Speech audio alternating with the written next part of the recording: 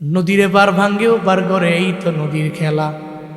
সকাল বেলার ধনী তুই ফকির সন্ধ্যা বেলা। আজ আছে কাল নাই, সম্পদের মালিক আমার রব। আল্লাহ চাইলে আপনার থেকে কেড়ে নিতে পারেন, সাবধান, কিপটামি করা যাবে না।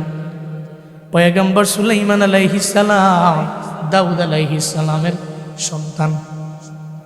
হযরত সুলাইমান নবী দাঁড়িয়ে আছেন, হঠাৎ করে দেখে এক আল্লাহর বান্দি মহিলা হাতের মধ্যে একটা বল নিয়ে রাস্তা দিয়ে হেঁটে বেড়ায়। আল্লাহরে বলতে লাগলো, আল্লাহ তুমি এটা কি করলা, তুমি এটা কি করলা, তুমি এটা কেন করলা? আল্লাহর দরবারে এটা বলে বল নিয়ে দৌড়ায়। সুলাইমান নবী যে এই মহিলা তুমি এটা কেন বললা, এটা কেন বললা, এটা কেন করলা, এটা বল হাতের মধ্যে নিয়ে কেন বলো, আমায় বলো না। ভিখারি কয়া তোমারে চিনি না, তুমি কে? কয় আমি সুলাইমান, দাউদ নবীর ছেলে, আমার নাম সুলাইমান। আমি আপনাকে জিজ্ঞেস করলাম কেন এটা বলেন, আমায় বলেন না।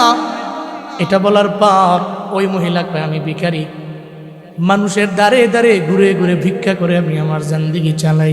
গত কয়েকদিন ধরে আমি কাজের মধ্যে যাই। আমি গত দিনের বেলা এটা কাজের মধ্যে গেলাম একজনের বাড়ির মধ্যে, সারা দিন লাগাইয়া আমি তার বাড়ির মধ্যে কাজ করলাম। আমি চলে আসবো, উপঢৌকন স্বরূপ, যা স্বরূপ, প্রতিদান স্বরূপ আমার এক বল ময়দা আমারে দিয়ে দিছে, আটা দিয়ে দিছে। আমি বাড়ির মধ্যে রওনা, আমার সন্তানদের পেটে খাবার নাই, এটা নিয়ে আমি রওনা। আমি এদের মুখের মধ্যে হাসি ফোটানোর জন্য রওনা হয়ে গেলাম। নদীর পাড় দিয়ে হাঁটতেছি, হঠাৎ করে একটা বাতাস কোত্থেকে আসলো। হঠাৎ করে বাতাসের কারণে আমার বল হাতের মধ্যে আছে, কিন্তু বলের মধ্যে ময়দা যা ছিল, আটা যা ছিল, উইরা চলে গেছে। এই জন্য আল্লাহর দরবারে বলি, ও আমার রব তুমি এটা কি করলা, এটা কি করলা? আমি তো গরিব, আমার বল আমার হাতের মধ্যে আছে, কিন্তু বলের মধ্যে কোনো আটা নাই। এই জন্য রবের দরবারে বলতে লাগলাম। সুলাইমান নবী কয় তুমি যদি এই ঝামেলা থেকে বাঁচতে চাও, দৌড়ে চলে যাও। আমার বাবা তো সিংহাসনের মধ্যে বসে আছে, দাউদ নবী। আমার বাবার দরবারে যাও, যেখানে প্রবলেম ওখানে তো সলভ আছে, সমাধান করে দিবে আমার আব্বাই। দাউদ নবীর দরবারে চলে গেলেন। যা কয়ে দাউদ পয়গম্বর, সুলাইমান আমারে বলল আপনার দরবারে আসার জন্য আসলাম। কি হয়েছে তোমার? হাতের মধ্যে বলটা দেখেন, এই বল ভরা আটা ছিল, বাতাসের কারণে আমার সব আটা নিয়ে গেল। এবার দাউদ নবী কয় আমার কি, আমি কি করবো? আমি তোমার বলের মধ্যে আটা নাই, গেছে গাড়ি, আমি কিরম? আমি কথা তো ঠিক, বলে আটা ছিল, বাতাস লয়ে গেছে, বাতাস আমি ধরবো নাকি? বাতাস কি আমার কথা বানাই? এরপরে ওই মহিলা কয় আমি বড় গরিব, বড় অসহায়, কি করব আমি? আমার সন্তানদের পেটের মধ্যে খাবার নাই, এই কারণে আমি আপনার দরবারে আসলাম। আমি জানি দুনিয়ারা যারা নাকি ফিরে দেয় না, সুলাইমান আমারে পাঠাইছে, কই আমার বাবায় সলভ করে দিবে, সমস্যা নাই।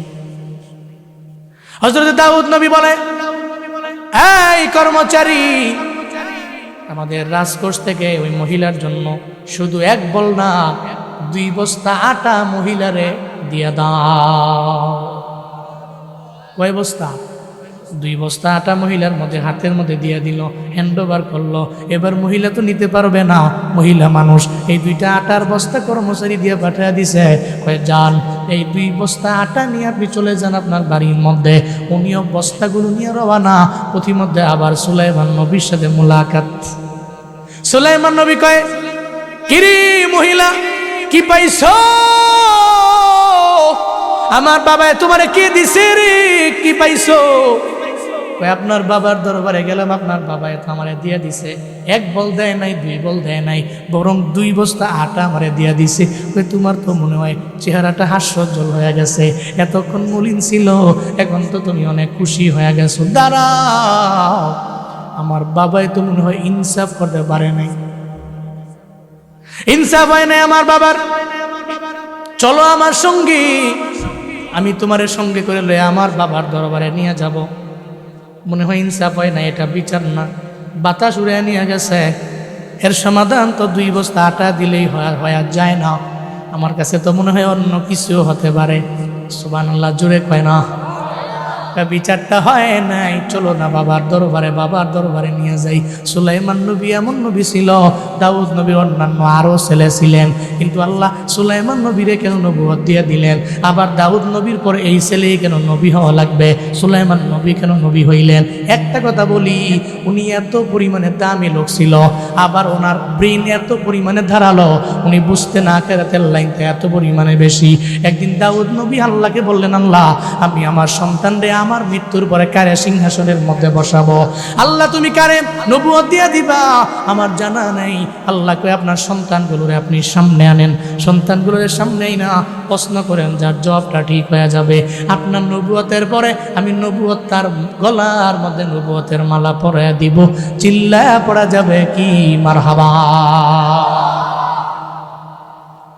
দাউদ নবী ডাকলেন, সব ছেলেরা হাজির। এবার দাউদ নবী বলতে লাগলেন, হাই আমার সন্তানেরা, আমি প্রশ্ন করব, আমার জবাব দিয়া দাও। প্রশ্ন হইল, নাম্বার 1 প্রশ্ন, তোমাদের থেকে সবচেয়ে দূরের কোন জিনিসটা আমারে বলো না? তোমাদের থেকে অনেক পরিমাণে দূরে, কাছে না, অনেক পরিমাণে দূরে। একজন একটা বলতে লাগলো। একজন বলল পৃথিবীর এক প্রান্ত আমাদের চাইতে অনেক পরিমাণে দূরে, আর একজনে বলতে লাগলো আমাদের চাইতে আসমানটা অনেক পরিমাণে দূরে, আমাদের চাইতে অমুক শহরটা অনেক দূরে, ওই দেশটা আমাদের চাইতে অনেক পরিমাণে দূরে। এভাবে বলতে লাগলো। একটা পর্যায়ে দাউদ নবী কয়, এই আমার সন্তান সুলাইমান, তুমি বলো না অনেক দূরে কোনটা, কোন জিনিসটা অনেক পরিমাণে দূরে, আমায় বলো না। সুলাইমান নবী কয়, ও আমার বাবা, আমার ভাইয়েরা, এরা তো একটা একটা করে বললো, এখন আমি আপনারে বলি শুনেন গো। আমার বাবা আমাদের চাইতে, আমাদের থেকে অনেক পরিমাণে দূরে হলো এই যে বাড়ির পাশে যে কবর, এই কবর অনেক পরিমাণে দূরে। কারণ জমিনের যেই প্রান্তে আমি যাই, ওই জায়গার মধ্য থেকে ফিরে আসার সম্ভাবনা আছে, ওই জায়গার কবরও নেওয়া যায়। আপনার দেশ থেকে লন্ডনে থাকে, আমেরিকায় থাকে, তো লোকের অভাব নাই, প্রত্যেকের ঘরে ঘরেই তো আছে। আপনি একটু ফোন দিলে তো খবর নিতে পারেন, সময় লাগে না। ফেসবুকের মেসেঞ্জার আছে, হোয়াটসঅ্যাপ আছে, ইমো আছে, বিভিন্ন মাধ্যমে আপনি যোগাযোগ করতে পারেন, সময় লাগে না। 5 সেকেন্ড 10 সেকেন্ডের রিঙ্গিং হয়, এরপরে উনি ফোন ধরে ফেলে, সালাম দেন, কুশল বিনিময় করতে পারেন রে বাবা। এই শতকের মুসলমানেরা, বড় কাপনের মুসলমান, এই ময়দানে অনেকে আছে মা নাই, বাবা নাই। আপনার বাবারে যে বিদায় দিয়ে আইলেন, 10-12 বছর হয়ে গেল, বাবায় নাই। আপনার কবরের মধ্যে বাবায় শোয়া, কয়েকদিন আপনি বাবার কবরের পাশে গিয়া কবর নিতে পারলেন? কয়েকদিন আপনার জনম দুঃখিনী মা, যেই মা আপনার গর্বের মধ্যে নিয়ে নিল, যেই মা আপনারে জমিনের মধ্যে আসার পর 2টা বছর আপনারে দুগ্ধ পান করাইলো, আপনি কয়বারের জন্য গিয়া কবরের পাশে গিয়া খবর নিতে পারলেন? আপনার বাড়ির পাশে, ঘরের পাশে গুরুস্থান, আপনার বাবার কবরের কি হালাত জানা নাই? আপনার মায়ের কবরের হালাত আপনার জানা নাই রে বাবা। আপনার বাবাই তো আপনার জন্য এত শ্রম দিয়েছে, আপনার বাবাই কত ঈদের দিন এমন গেছে রে, আপনার বাবাই আপনার জন্য পাঞ্জাবি কিনা দিছে বাজারের মধ্যে যায়, কিন্তু নিজের জন্য বাবা এত কিনে নাই। এমন অনেক কাহিনী তো বাবা আপনার সঙ্গে হয়েছে। আপনার বাবা ঈদের ময়দানে গেছে, একটা সেরা টুপি লয়ে ময়দানে হাজির, আর আপনার একটা দামি টুপি কিনা দিয়া ঈদের ময়দানে গেল। একটু বাবারে জিজ্ঞেস করেন, বাবা আপনার জন্য কেন কিনেন না? একটা বারের জন্য বাবা কয় না আমি আমার জন্য কিনবো, তবে সারা জীবন লাগায় কিনবো বলে না, বলে আমি যা পড়ছি তো পড়ছি, এখন সন্তানটারে আমি একটু পড়াই। আপনার আদরের বাবা আজকে কবরে শায়িত, আপনার মা কবরে, যেই মা আপনার গর্বে নিয়েছেন, আজকে ওই মায়ের কোনো খবর নাই, বাবার কোনো খবর নাই, কবরের মধ্যে আছেন। আপনার মা বাবার কোনো খবর নাই রে বাপ, আপনি মায়েরও পান না, বাবারও পান না। ওই খবরটা তো দূরে, এত দূরে চলে গেল আমেরিকা, এরপরেও খবর নেওয়া যায় 10 সেকেন্ডে। এত দূরে চলে গেল লন্ডন, ওই জায়গার মধ্যেও খবর নেওয়া যায়। এত দূরে চলে গেল গ্রিস, ওই জায়গায় খবর নেওয়া যায়, কিন্তু খবর তো এত পরিমাণে দূরে খবর নেওয়া যায় না। সুলাইমান নবীর জবাব শুনে দাউদ নবী অবাক হয়ে গেল। এরপরে বলতে লাগলো, সন্তান এবার তোমরা সবাই মিলে আমারে বলো না তোমাদের সবচেয়ে কাছের কোনটা, এই ব্যাপারে আমারে বলো না। একটা সন্তান বলতে লাগলো, আমাদের সবচেয়ে কাছের হলো আমাদের চোখ। কি? আমাদের চোখ। এরপরে বলতে লাগলো আমাদের নাক। এরপরে বলতে লাগলো আমাদের ঠোঁট, এরপরে বলতে লাগলো আমার মাথা। এক একজনে এক একটা বলল। সুলাইমান নবীরে কয় পোলারে তুমি এবার বলো না। সুলাইমান নবী কয় বাবা,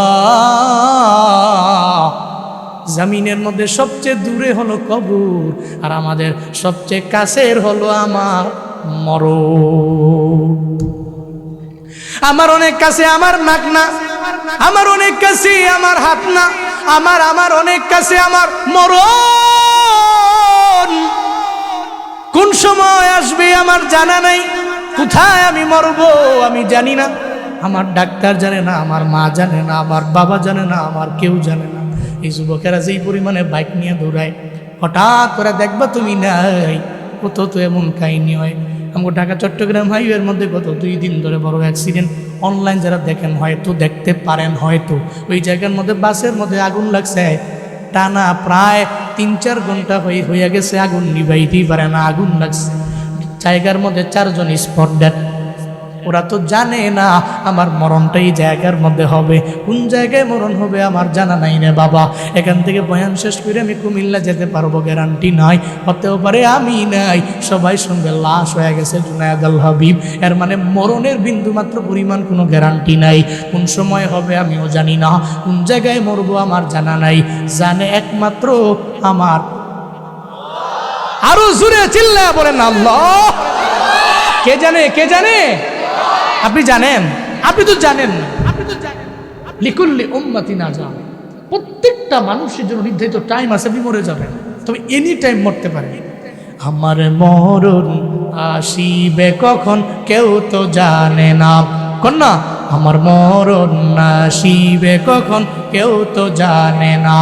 আমার মরণ আসিবে কখন কেউ তো জানে। আমি চলে গেলে আমায় তোমরা ভুইলা যাইও না, আমি মরে গেলে আমায় তোমরা ভুইলা যাইও না। ডাইনে বামে মাটি আমার মাটির বিছানা, ডাইনে বামে মাটি আমার মাটির বিছানা। এই দুনিয়ায় চিরজীবন থাকার জায়গা না, অন্ধকার কবর যে আমার আসল ঠিকানা। এই দুনিয়ায় চিরজীবন থাকার জায়গা না, অন্ধকার কবর যে আমার আসল ঠিকানা। সবাই রেখে আমায় চলে যাবে, সঙ্গী হবে না। সবাই রেখে আমায় চলে যাবে, সঙ্গী হবে না। ডাইনে বামে মাটি আমার মাটির বিছানা, ডাইনে বামে মাটি আমার। আমি চলে গেলে আমায় তোমরা ভুইলা যাইও না, আমি মরে গেলে আমায় তোমরা ভুইলা যাইও না। ডাইনে বামে মাটি আমার মাটির বিছানা, ডাইনে বামে মাটি আমার মাটির বিছানা। আমার মরণ আসিবে কখন কেউ তো জানে না। মহিলারে নিয়ে বাবার দরবারে রওনা। এই পয়গম্বর আমার বাবা, এই মহিলার তো বল থেকে বাতাসে উড়ে নিয়ে গেছে ময়দা, আপনি 2 বস্তা দিয়ে দিলেন, এটাই তো সমাধান না। বাতাসে কেন জিজ্ঞেস করেন নাই?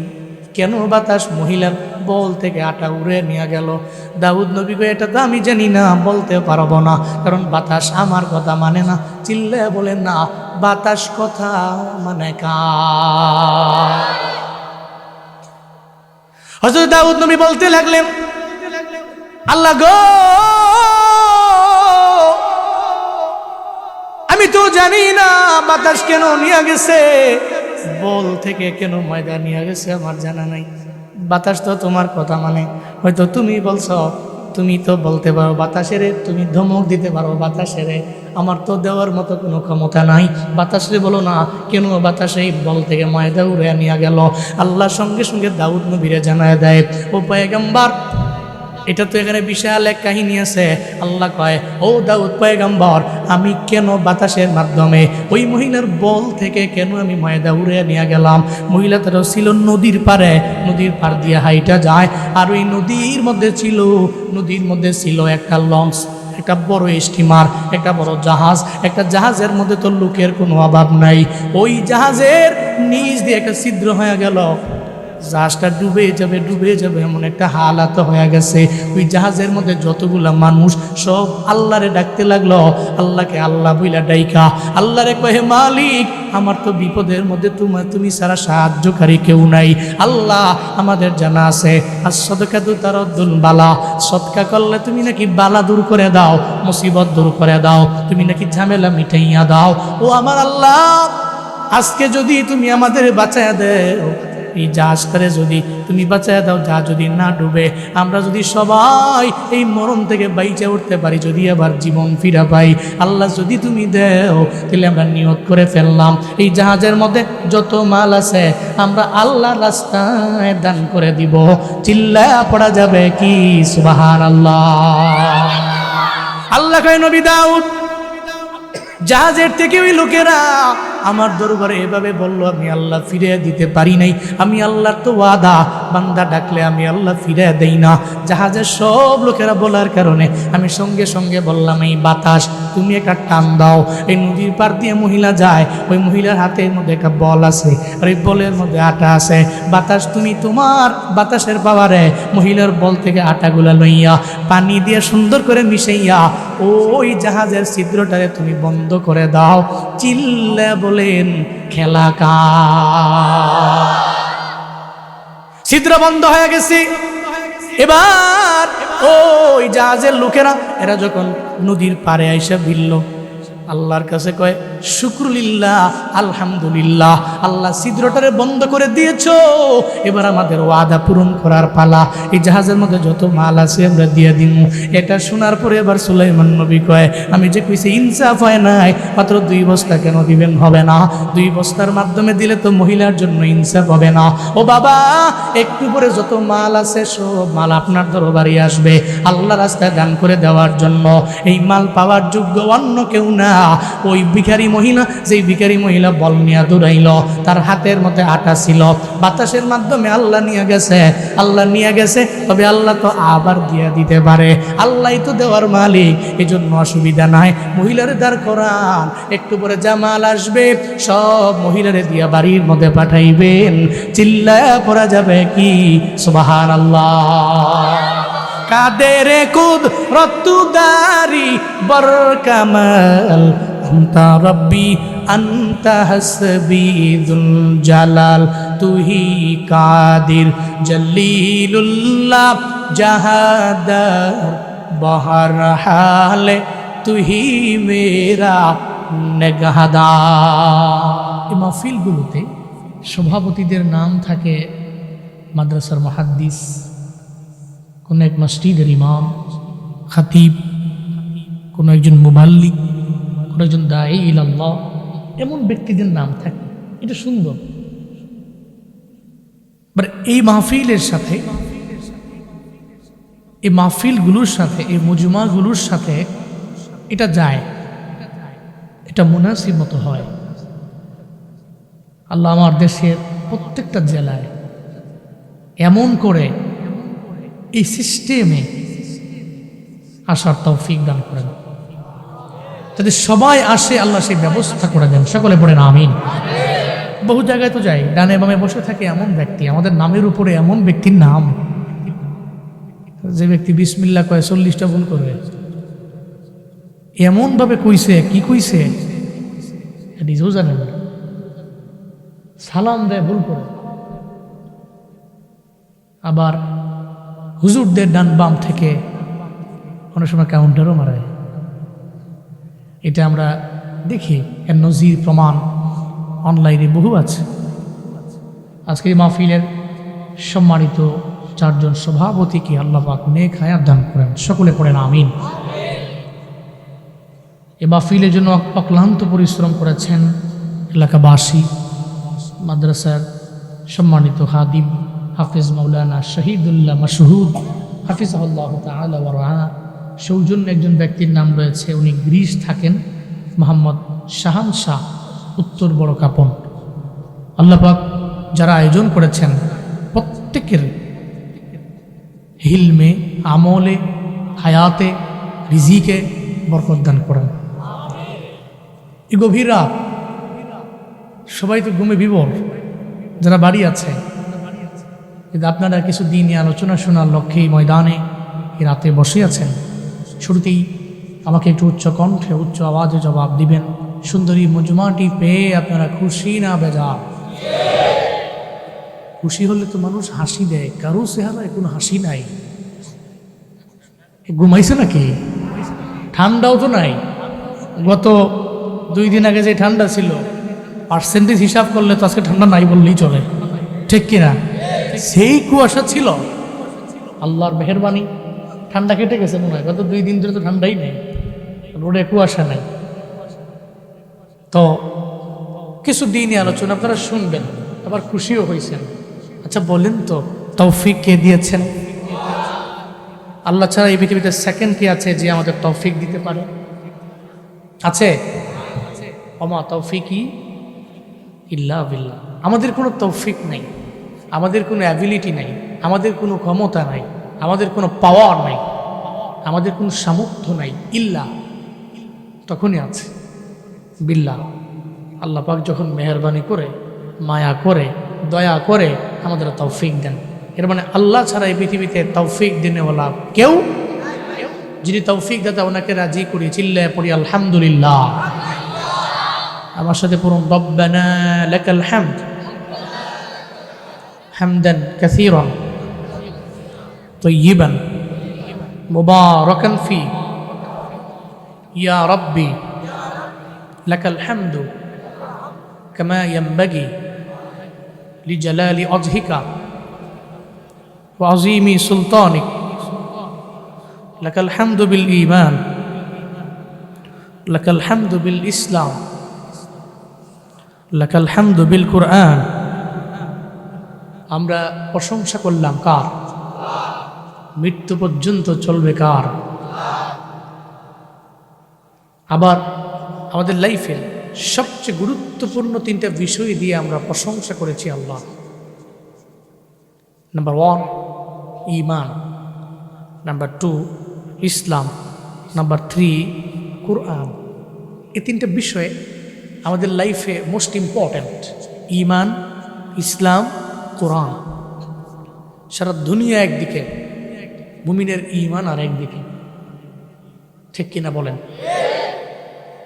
সারা দুনিয়ার সমস্ত সম্পত্তি এক পাল্লায় দেন, আর একটা পাল্লায় হযরত বিলাল রাদিয়াল্লাহু আনহুর অত্যাচারে রোশানালে পড়ে যে আহাদ বলছিল, ওই আহাদ শব্দ যদি আপনি আরেক পাল্লায় দেন, সারা দুনিয়ার সমস্ত সম্পত্তির পাল্লা হালকা হয়ে যাবে।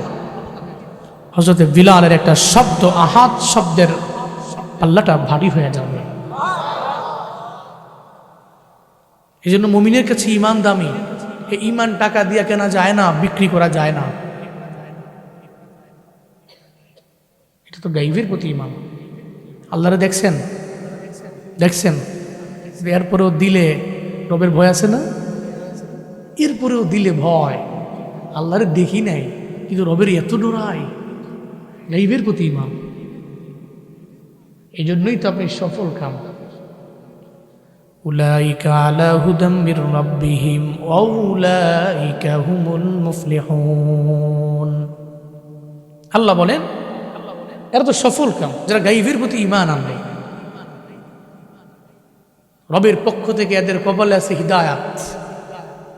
হুমুল মুফলিহুন, এরা সফল কাম। ঘোষণা কার? এই জন্য ঈমানকে বিক্রি করা যায় না, টাকা দিয়ে কেনা যায় না। আল্লাহ আমাদেরকে এমন ঈমানদার বানায় দেন, সকলে পড়েন আমিন। আপনার ঈমান এত দামি, তাহলে আমরা ঈমান দিয়ে, ইসলাম দিয়ে, কোরআন দিয়ে প্রশংসা করেছি কার? মৃত্যু পর্যন্ত চলবে কার? ভুলে যাবেন? বয়ান থেকে গিয়ে ভুলে যাবেন? এক কান দিয়ে ঢুকে আর এক কান দিয়ে বের করবেন? অন্তরে গেঁথে রাখবেন ইনশাআল্লাহ। আল্লাহ কবুল করেন। আমি সূরাতুল ফুরকানের 4টি আয়াতে কারিমা তিলাওয়াত করেছি খুতবায়। লম্বা সময় না, রাতও গভীর হয়েছে, আমিও কথা বলেছি অনেক জায়গায়। লাস্ট এখানে আমি মনে হয় যে আজ থেকে 1.5-2 বছর আগের মাহফিলে মনে হয় যে এমন রাতে উঠছিলাম একবার।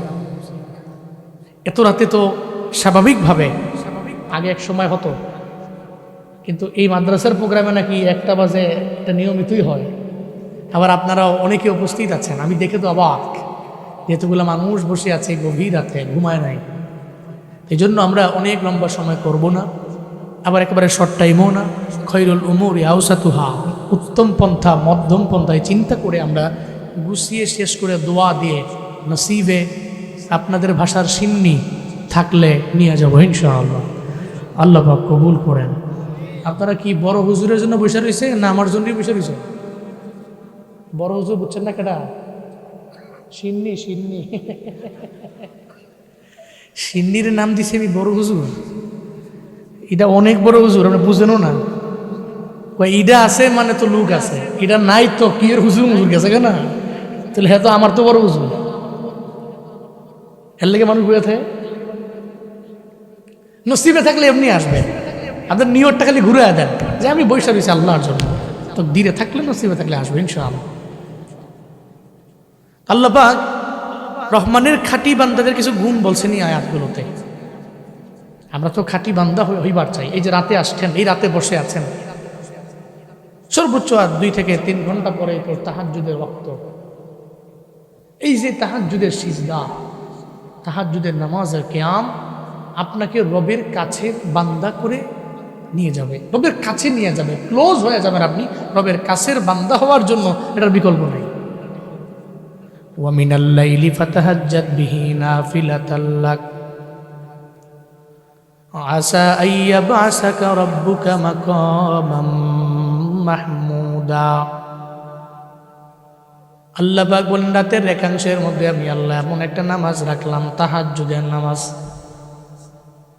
ওই নামাজ ছাড়া ওলি হওয়া যায় না, ওই নামাজ ছাড়া আমার রবের কাছের হওয়া যায় না, ক্লোজ হওয়া যায় না।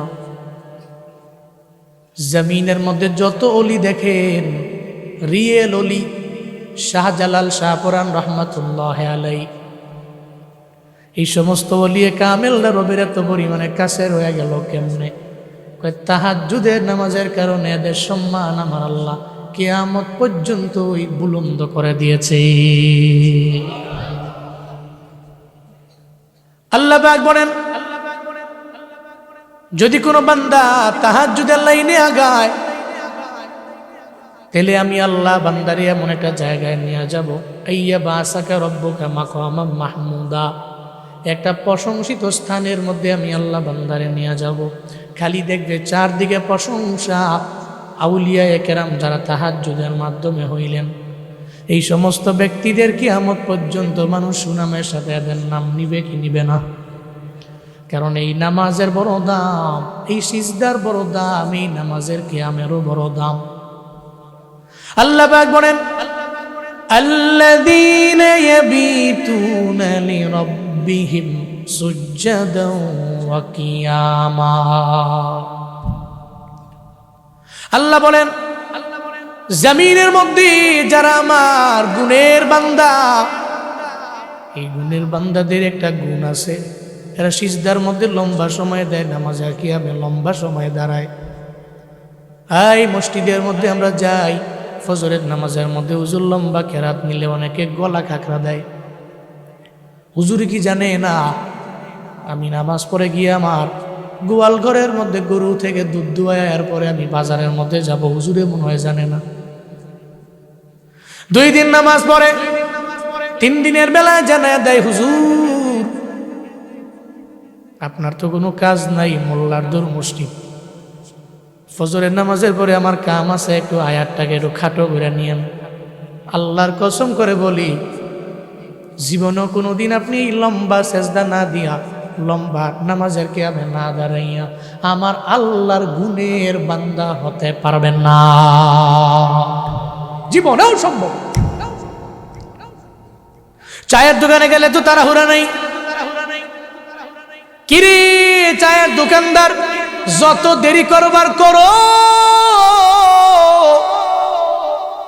আমার এই চা দাও, আমি আড্ডা দিই।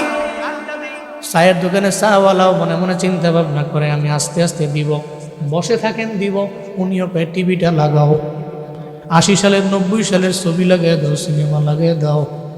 আগে তো জুয়ানকালে দেখতাম, এখন নতুন নতুন লাগাই দাও।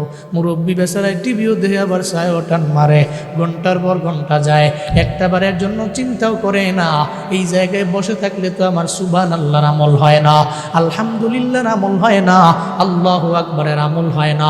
বরং চায়ের দোকানে যতক্ষণ থাকবেন ততক্ষণ কারো না কারো গীবত হবে, ততক্ষণ কারো না কারো দুশ্চর্চা হবে, কারো গুণ নিয়ে ওখানে কথা বলা হয় না।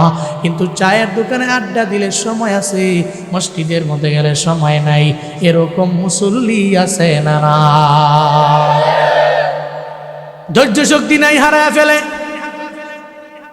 অথচ সাহাবায়ে কেরামের জীবন কেমন, সাহাবী বাড়ির মধ্যে নাই, আরেক সাহাবী দরওয়াজার সামনে গিয়া দাঁড়াইয়া কয় সাহাবী বাড়ি আসেনি, কয় নাই। ঘর থেকে আওয়াজ, কই গেছে? কয় বাজারের মধ্যে গেছে। কোন সময় আসবে? কয় বাজারের মধ্যে গেলে আপনার ভাই জীবনেও কোনোদিন দেরি করে না, চলে আসবে, দাঁড়ান। এরপরে আবার আরেকদিন গেছে, কয় সাহাবী কই? কয় বাড়ির মধ্যে নাই। কয় গেছে কই? কয় মসজিদে। কয় কোন সময় আসবে? কয় জানি না। সুবহানাল্লাহ, ইয়ে না। বাজারের মধ্যে গেছে, কোন সময় আসবে? কয় একটু দাঁড়ান, চলে আসবে। মসজিদের মধ্যে গেছে, কয় কোন সময় আসবে? কয় জানি না। কিন্তু আমগো ভাই যখন বাড়ির মধ্যে থাকে না, আর এক বন্ধু যদি ভাইয়ের খোঁজার জন্য যায়, বন্ধু যায় কয় ভাবি ভাই বাড়ির মধ্যে আসেনি। ভাবি কয় নাই। কয় কই গেছে? কয় মসজিদের মধ্যে গেছে। কোন সময় আসবে? দাঁড়ান, সর্বোচ্চ 5 মিনিট সময় দেন। আমগো হাতে মসজিদের মধ্যে গেলে মনে হয় কে যেন পিছন দিয়ে আগুন লাগাই দিছে। 5 মিনিট দাঁড়ান, দেখবেন একটু পরে হাজির। এরপরে আবার যা কয় কই? কয় চায়ের দোকানে। কোন সময় আসবে? কয় জানা নাই। কারণ গেলে তো যায়, বউয়ের কথাও মনে নাই, ছেলের কথাও মনে নাই, মেয়ের কথাও মনে নাই। ঘন্টার পর ঘন্টা চলে যায়, আড্ডা দিয়া বাড়ির মধ্যে আসে না। সাহাবায়ে কেরাম সিজদায় সময় কাটায়, আর বাঙালি পাবলিক চায়ের দোকানে আড্ডা দিয়া সময় কাটায়। আবার কয় আমি গুণের বান্দা কেন হই না? আল্লাহ কি এত ডাকার মতো ডেকেছি? আল্লাহ কেন আমার ডাকে সাড়া দেয় না? কেন দিবে? কেমনে দিবেন? আপনি তো গুণের বান্দা হতে পারেন নাই রে বাবা। গুণের বান্দা হওয়ার জন্য আল্লাহ কয় আল্লাযীনা ইয়াবিতুনা লিরাব্বিহিম সুজদান ওয়া কিয়ামা। আপনি গুণের বান্দা হওয়ার জন্য লাগবে সিজদা, গুণের বান্দা হওয়ার জন্য লাগবে নামাজের কিয়াম। এটা বাড়ায়া দেন, আপনি বাড়ায়া দিবেন নামাজ, বাড়ায়া দিবেন নামাজের কিয়াম, আপনি বাড়ায়া দিবেন সিজদা। এর বাড়ায়া দিলেই তো রবের কাছের বান্দা হওয়া যায়। তাহাজ্জুদের মাত্রা বাড়াবেন, আপনি রবের ক্লোজ হয়ে যেতে পারবেন। ইশরাকের মাত্রা বাড়ায়া দিবেন, রবের কাছের হয়ে যাবেন। আপনি আউয়াবিনের মাত্রা বাড়াবেন, আপনি রবের কাছের হয়ে যাবেন। এক কথায় সিজদার নামাজের কিয়ামে দাঁড়ানো ছাড়া আমার আল্লাহর কাছের হওয়া যায় না, যায় না। সিজদার নামাজের কিয়াম ছাড়া রবের কাছে হওয়া যায় না। আর যদি আপনি দিতে পারেন তো আপনি সফল। আল্লাহ পাক বলছেন قد أفلح المؤمنون الذين هم في صلاتهم خاشعون। চিল্লা পড়েন আল্লাহু আকবার। আল্লাহ পাক বলছেন যারা মুমিন অলরেডি এরা সফল কাম হয়ে গেছে। আল্লাহ পাক বললেন মাজির সিগা আনলেন, মুজারেন না। মাজির সিগা মানে অলরেডি হয়ে গেল অতীত। মুমিনেরা অলরেডি সফল কাম হয়ে গেল, কারণ যে ঈমান আনলো সে তো সফল কাম। আবার মুমিনের গুণের ব্যাপারে আল্লাহ বললেন আল্লাযীনা হুম ফি সলাতিহিম খাশিউন, যে নামাজের ব্যাপারে আগাইয়া ফজরের নামাজ না পড়লে সারাদিন ওর মনটা ভালো লাগে না, যোহর না পড়লে ও চিন্তা করে আমার রিজিকের মধ্যে আমি বরকত পাবো না, আসর না পড়লে মাথায় নষ্ট হয়ে যায়, আবার মাগরিবের নামাজেও দৌড়ায়, এশা না পড়লে ঘুম হয় না, আছে না নাই? আমার আম্মা আমারে কয় মানুষ কেমনে আসার নামাজ না পইরা ঘুমায়। আমি আসার নামাজ আদায় না করলে একটু মাঝে মাঝে আমরা বাড়িতে গেলে আড্ডা দিই, আড্ডা দিতে দিতে সময় চলে যায়। এরপরে আম্মায় কয় হঠাৎ করে তো এমন হয়, আমি তো বয়স হয়ে গেছে, ভুলে গেছি, শুয়ে পড়ছি, দেখি যে কেন যেন আমার ঘুম হয় না। এরপরে আমার হঠাৎ মনে পড়ে গেছে এশার নামাজ না পড়লে তো আমার চোখে ঘুম আসবে না। মুমিনের তো নারা দিয়া দেয়, এশা কি পড়েছ, যদি পড়ো তাহলে ঘুম আসবে, যদি না পড়ো ঘুম নাই। মনে রাখবে রে বাবা, এই যে ঘুম নামক নিয়ামত, এই নিয়ামত দেন আমার আল্লাহ। আল্লাহ চাইলে ঘুমিয়ে গেলাম, এই ঘুমের মধ্যেও তো আমার মরণ হয়ে যাইতে পারে কি পারে না? বলেন পারে কি পারে না? এই ঘুমের মধ্যেই তো আমার মরণ হয়ে যাইতে পারে। এই জন্য নিয়ত করে নেন, আজকে থেকে নামাজের সিজদা বেশি হবে, কে নামাজের কিয়ামে দাঁড়াইয়া আপনি লম্বা সময় কাটাবেন। আল্লাহ 5 ওয়াক্ত নামাজ পড়ার তৌফিক দেন, চিল্লায়া পড়েন আমিন। এরপরে আল্লাহ পাক বলেন, ওয়াল্লাযীনা ইয়াকুলুনা রব্বানা সরিফ আন্না আযাবা জাহান্নাম ইন্না আযাবাহা কানা গরামা। আল্লাহ পাক বলছেন, আমার যারা গুণের বান্দা এরা মুনাজাত ধরে রবের দরবারে আবদার জানায়। আল্লাহ ইয়াকুলুনা, তারা বলে, রব্বানা, হে আমাদের রব, ইসরিফ আন্না, তুমি আমাদের থেকে দূরে সরাইয়া দাও, আযাব জাহান্নাম, জাহান্নামের আযাব দূরে সরাইয়া দাও। আল্লাহ গো, জাহান্নামের আযাব সহ্য করার মতো ক্ষমতা নাই। আছে নাকি? জোরে বলেন আছে। ঘরের মধ্যে আগুন লেগে গেল, 999 ফোন লাগাও, 999 ফোন দিয়া ফায়ার সার্ভিস বাড়িতে আনাও। 1 ইউনিট আইলো, কয় হবে না। এরপরে আবার 2 ইউনিট আনাও, হবে না। আমার বাড়ির আগুন নিবানো লাগবে, 3 ইউনিট আনাও। যত যা লাগবে আমি দিব, আগুনটারে নিবাও। দেখবেন আপনার রুমের মধ্যে আগুন লাগলে আপনার তো আর কারো কথা মনে থাকে না, দৌড়ে আপনি বের হয়ে যাবেন, কয়ে চাচা নিজের প্রাণ নাকে বাঁচা, বের হয়ে যান আপনি। ছেলের খবর নাই, মেয়ের খবর নাই। সাধারণ এই যে ভূমিকম্প গেল, 5.7 মাত্রার ভূমিকম্পের মাঝে দোকানের মধ্যে বাবাও আছে, ছেলেও আছে। যখন দেখছে দোকানটা নড়ে চড়ে বসতেছে, চিন্তা ঢুকে গেল ভূমিকম্পের মধ্যে, এই দোকান থেকে উপর থেকে মাহাল পইরা আমি মইরা যাব। দৌড় দিয়ে বের হয়ে গেছে। হাতের আঙ্গুলের পাশেই, হাতের পাশে যে সন্তান আছে, ওই সন্তানের ব্যাপারেই মনে নেই। এরপরে বের হয়ে যাওয়ার পরে সন্তানও তো বের হয়ে গেল। এরপরে ওই সন্তান রে কাছে টাইনা নেয়। হে মানুষ, জমিনের মধ্যে আগুন লাগলে, ঝামেলায় পড়লে বের হয়ে যাও। জাহান্নামে যদি একবার আগুন লাইগা যায়, টিপল লাইন তো ওখানেও নাই, ফায়ার সার্ভিস নাই, ওই আগুন নিভাবা কেমনে, নিবানোর মতো ক্ষমতাও নাই। এই জন্য আল্লাহর দরবারে বলো, আল্লাহ আমি যা অন্যায় করলাম, আমি জাহান্নামের আগুনের মধ্যে পড়লে আমি পুড়তে পারবো না, আমি দুনিয়ার আগুন সহ্য করতে পারি না। আল্লাহ গো, তুমি আমার জাহান্নামের আযাব থেকে, তুমি আমার দেহ থেকে আযাবটারে তুমি দূরে সরাইয়া দাও। আমি তো গুনাহ করতে করতে করতে করতে, আমি অন্যায় করতে করতে এমন একটা পর্যায়ে আমি চইলা গেলাম, জাহান্নাম তো মনে হয় আমার জন্য কনফার্ম হয়ে গেছে। আমি হাতে তাকাইলে গুনাহ, আমি পায়ে তাকাইলে গুনাহ, আমার চোখে তাকাইলে গুনাহ, আমার নাকে তাকাইলে গুনাহ, আমার বডিতে তাকাইলে গুনাহ। একটা পর্যায়ে এমন হয়ে যায়, গভীর বান্দা রবের দরবারে কান্দে আর বলে, আল্লাহ ও দয়ার মালিক, তুমি আমার জাহান্নামের আযাব থেকে বাঁচাও।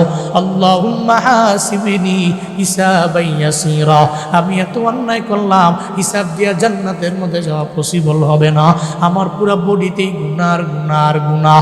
আল্লাহ কয়, আমার যারা গুণের বান্দা এরা মুনাজাত ধরে রবের দরবারে আবদার জানাবে, আর আল্লাহর দরবারে বলবে, আল্লাহ রব্বানা সরিফ আন্না আযাবা জাহান্নাম ইন্না আযাবাহা কানা গরামা। আবার এরা বলবে, আমার সঙ্গেও বলেন, রব্বানা আতিনা ফিদ দুনিয়া হাসানাতাও ওয়া ফিল আখিরাতি হাসানা ওয়া কিনা আযাবান নার। আল্লাহকে জানায়া দিবি, আল্লাহ গো, আমার তো দুনিয়াও লাগবে, দুনিয়াতে তুমি আমারে কল্যাণ দাও, ওয়াফিল আখিরাতি হাসানা, আবার আখিরাতেও কল্যাণ দাও, ওয়াকিনা আযাবান নার, তুমি আমারে জাহান্নামের আযাব থেকে বাঁচাও। আল্লাহ কয় বান্দাটা শুধু দুনিয়া চায় নাই, আখিরাতও চাইলো রবের দরবারে, আবার জাহান্নামের চিন্তাও দিলের মধ্যে আছে। ও বান্দা যা যা, আমি আল্লাহ তোরে দুনিয়াও দিলাম, আবার আখিরাতে আমি আল্লাহ তোরে জাহান্নাম থেকে ফিরাইয়া তোরে জান্নাতের মেহমান বানানোর দায়িত্ব আমি আল্লাহর, আমি আল্লাহ তোরে ঢুকাইয়া দিব। চিল্লা পড়া যাবে কি সুবহানাল্লাহ। আতিনা ফি দারে দুনিয়া না হাসান, আতিনা ফি দারে উকবা না হাসান, ইয়া গিয়াসাল মুস্তাগীসি নাহদিনা লফদিখার বিল উলুমে ওয়াল গিনা, হর গোরি দেনে को तू तैयार है, जो न मंगे उस्त तू वे जारो है। এক নম্বরে সিজদা নামাজে দাঁড়ায় যাবে, আর 2 নাম্বার গুণের বান্দা আযাব ধরে রবের দরবারে জাহান্নামের আযাব থেকে রবের দরবারে মুক্তি চাইবে। এরপরে 3 নম্বরে আল্লাহ পাক রব্বুল আলামিন বলেন, ওয়াল্লাযীনা ইযা আনফাকু লাম ইউসরিফু ওয়া লাম ইয়াকতুরু ওয়া কানা বাইনা যালিকা কাওয়ামা। চিল্লা পড়ুন আল্লাহু আকবার। আল্লাহ পাক বলেন, যারা আমার গুণের বান্দা, এদের গুণ এমন হয়ে যাবে, এদের সিফাত এমন হবে, যখন এরা ব্যয় করবে না করবে অপচয়, আবার না করবে এরা কিপটামি, না করবে অপচয়, না করবে কিপটামি, এরা দুইটার মাঝামাঝি রাখবে। এদের জন্য মসজিদের জন্য চাইলে এরা ফিরায় না, মাদ্রাসার জন্য চাইলে এরা ফিরায় না। এরা ভিখারি যদি এদের দুয়ারের সামনে যায় দমক দিয়ে তারা দেয় না। বহুত ভিখারি এমন আছে, আপনি বাস দিয়ে রওনা হয়ে গেলেন, সুনামগঞ্জ থেকে যাবেন ঢাকায়, আপনি ঢাকার কাছাকাছি যাওয়ার পরে একটা স্ট্যান্ড থেকে একটা ভিখারি আপনার বাসের মধ্যে উঠলো, আপনার বাসের মধ্যে উইটা আপনার ধারে ধারে ঘুরলো, আবার একটা কাগজও দিয়ে দিল, আল্লাহ কারীম আমি বড় গরিব, বড় অসহায়, আমারে ফিরাইয়া দিও না। তোমাদের আল্লাহ গরিব বানায় নাই, আমার আল্লাহ গরিব বানাইল। তোমাদের আল্লাহ ভিখারি বানায় নাই, আমারে ভিখারি বানাইল, আমারে ফিরাইয়া দিও না। এই দুনিয়া ফিরাইয়া দেওয়া যাবে না। আম্মা ইলা ফালা তানহার, আল্লাহ তো নিষেধ করছেন, সায়েল যদি তোমার দরবারে চায় তুমি ফিরাইয়া দিও না। একটা ভিখারি যদি দুয়ারের সামনে আইসা কয়, আল্লাহ কারীম আমারে ফিরাইয়া দিও না, তোমার যা আছে তুমি তোমার তৌফিক তহবিল থেকে আমারে দিয়ে দাও, আল্লাহর দেওয়া রিজিক থেকে তুমি আমারে দাও। মনে রাখবে বাবা, কোনো ভিখারি দেখলে তো ধমক দেওয়া অনেক বান্দাদের অভ্যাস, মনে করে সব ভিখারি ভুয়া। তুমি ভিখারির ধমক দাও, তবে ভিখারিদের মাঝে কিছু রিয়েল ভিখারি আছে যারা এত পরিমাণে অসহায়, তোমার জন্য রবের দরবারে আল্লাহ বইলা ডাক দিয়ে একটা দোয়া যদি করে দেয়, আল্লাহর কসম করে বইলা যায়, এই ভিখারির দুয়ার বদৌলতে আল্লাহ তোমার আমার সময় ফিরাইয়া দিতে পারে কি পারে না। এজন্য ধমক দেওয়া যাবে না। দুয়ারা বাজারের মুসলমান, সাতকের মুসলমান, আমায় বলো রিজিক দেওয়ার মালিক কে? আর জোরে বলেন কি? আল্লাহ রিজিক দিলেন, আবার আমার মাওলা কেড়ে নিতে পারেন কি পারেন না। মনে রাখবেন, আল্লাহর দেওয়া সম্পত্তি থেকে আপনি কিপটামি করবেন না, বকিলামি করবেন না।